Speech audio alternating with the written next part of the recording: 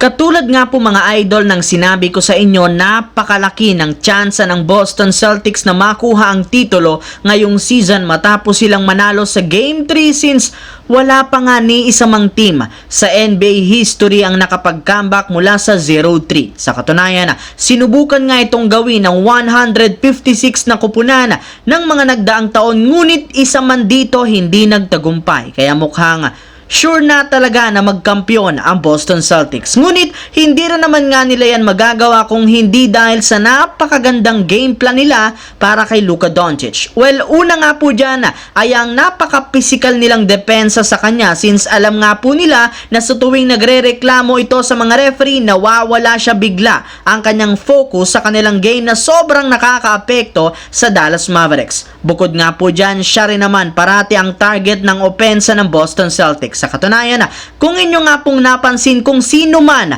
ang player ang binabantayan ni Doncic, doon nga nila ibinibigay ang bola, gayong napakalamyari naman ang depensa nito at napakabagal gumalaw. At kasabay ng pagkatalo ng Dallas Mavericks, nangangamoy na nga natapos na ang kanila sanang napakagandang kampanya ngayong season. Kahit man nagtala ng malaking puntos si Kyrie Irving, hindi pa rin naman ito naging sapat para manalo. Isa pa, bukod nga po dyan, merong iniinda ngayon si Luka Doncic na injury sa kanyang katawan. Parati rin naman nga itong nagre-reklamo sa mga referee imbes na mag-focus sa kanyang game. Kaya dahil nga sa nakakahiyang ginawa ng Dallas Mavericks ngayong NBA Finals, may ilang mga NBA analyst nang nagsabi hindi nga talaga kaya ni Irving na makakuha ng kampiyonato nang wala ang tulong ng nag-iisang LeBron James. Kaya kailangan nga talaga nila tong kunin sa darating na free agency, gayong eto lang naman ang nag-iisang magliligtas sa Dallas Mavericks at makakatulong sa kanila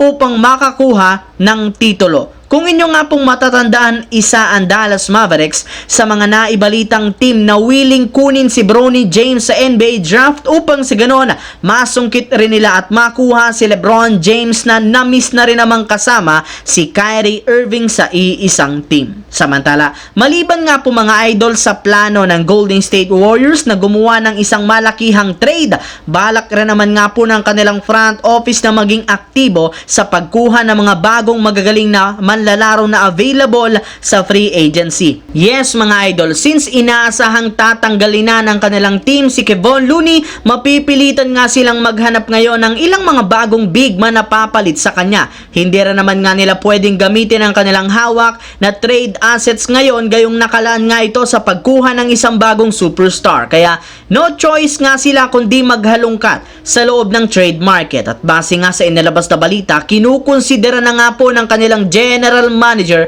na si Mike Dunleavy Jr. na kunin ng veteran big man na si Andre Drummond na isa rin namang ganap na free agent matapos ang kanyang kontrata sa Chicago Bulls. Bagamat man hindi ito ganun kalaking magtala ng puntos, magaling rin naman nga ito sa pagkuha ng rebound plus napakalaki ng presensya niya sa depensa sa ilalim na mapapakinabangan ng Golden State Warriors.